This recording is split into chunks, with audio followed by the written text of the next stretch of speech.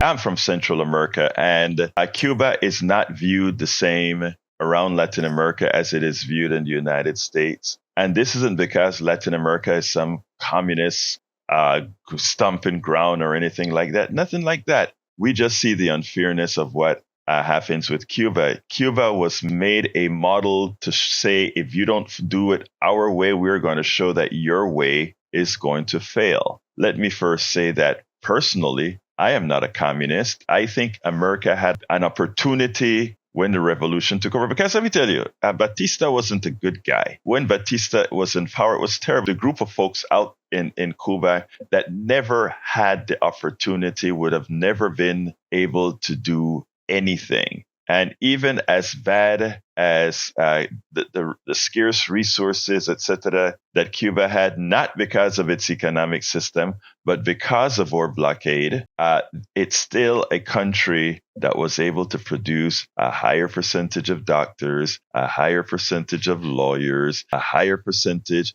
of all these technical things, and people who looked like me, who were only floor sweepers or dancers or entertainers, could actually or finally had access to be a part of the entire society. So it behooves me why we think. Now, you speak to a whole lot of Cubans that were harmed by the takeover and the federalization of a lot of resources in Cuba. You understand their position, right? You understand why they hate Castro, because he nationalized all these different parts of the country, and which was, in their opinion, wrong, right? But I have a question for every single American. Every single American. Remember, first of all, don't color your thoughts by the false things that we were indoctrinated with. But I'm going to ask you a very simple question. We are a very large country.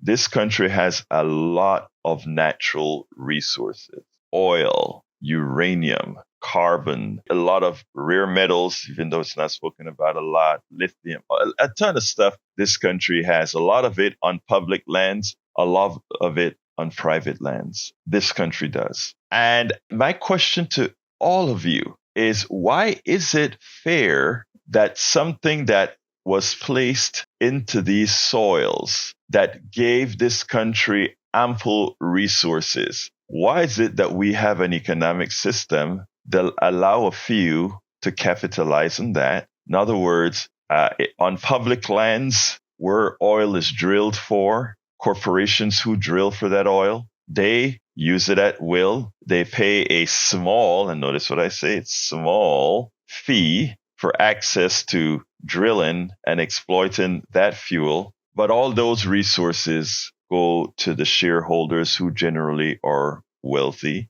Why is it that if you are wealthy enough to have purchased or ceded land, remember, a lot of these lands were back in the 1800s, early 1900s, the government just allotted land to people. And, a lot of these people, the land that they were allotted, they got what's called mineral rights for that land as well. So the fact that the government gave them land to expand the country, land that effectively wasn't theirs, and restricted who actually got the land, whom then became wealthy. Why is that fair? Let's look at West Texas. Look at the few families that own those humongous ranches, some of them larger than cities, with all the resources that's under that land. What makes it fair that ceded them that land, give them ultimate power in Texas? And this is something that can be replicated in Montana, Dakota, and all these other states.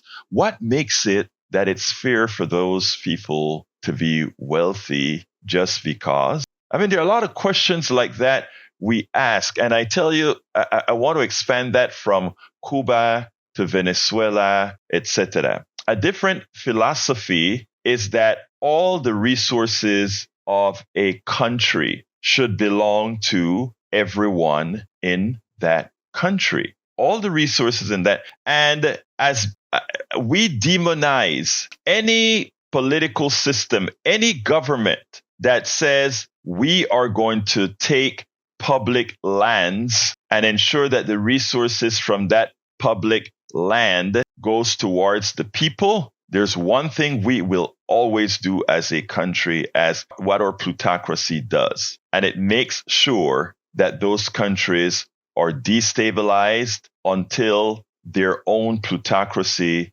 takes it over. That happens with Venezuela. That happened with Cuba. That happened with Guatemala. That happened with El Salvador. That happened with Haiti. That happened with Dominican Republic. So, and to put it bluntly, that happens to every country south of the border. Every country south of the border. We will not allow a government to exist that talks about land reform and talks about giving wealth of the land to the people. And it's understandable because the biggest fear is that we here in America are some of the ones that have been, yes, we're a rich country because we have we're a manufacturing country, especially after World War II. The world depended on us for our manufacturing base, etc. But my friends, my brothers and my sisters, suppose we saw another country, albeit a smaller country, who decided to democratize its natural resources. In other words, acknowledging that the natural resources of that country, that territory, belong to the people of that country, of that territory, and allocated it as it should. Imagine if Americans got that into their psyche, that all these companies that are mining on public lands that belong to us all, that income from those resources after expenses to those who exploit it should really be going into the coffers of we the people. Imagine if we got that notion and understand what our true worth should be. Imagine we wouldn't have to talk about redistribution of monies from the wealthy through taxes, because we would have started from a position of fairness, that the resources of that country should belong to those in that country and not to the few who have the capital to exploit it. Imagine. And one of the things why we don't allow critical thinking in our country, why we always try to demonize progressives who try to put these messages out, is because suddenly people start to realize, oh my God, we have been had. We don't want anybody else to see countries that decide to have a democratized economic system. We don't want that. A democracy, we have a popular democracy for things that are marginal, but our economic system is sure not a democracy. The exploitation of our resources, they're sure not a democracy. And the biggest fear of our plutocracy is that somehow Americans wake up and realize that they've been had. We spend a lot of time deconstructing the news, trying to parse it into a form that everybody can understand. We try to find those little nitpicks where it flies above the fray, etc. If you really like these videos that we do, I want to ask a big favor. Please go ahead, number one, subscribe to our channel, and number two, please join if you can. Thank you so kindly for watching. Keep watching. Please remember to share. We must populate the entire internet with our progressive message, a message that we know is what most Americans say that they want. So help us, please join.